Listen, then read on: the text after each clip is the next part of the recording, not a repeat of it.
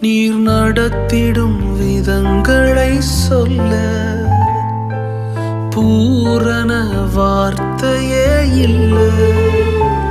நீர் நடத்திடும் விதங்களை சொல்ல ஒரு பூரண வார்த்தையே இல்லை.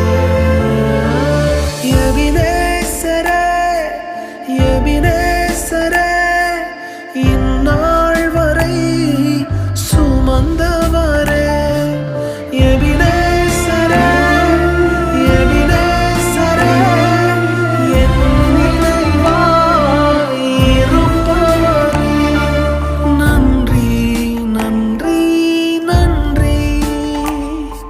இதயத்தில் சுமந்தீ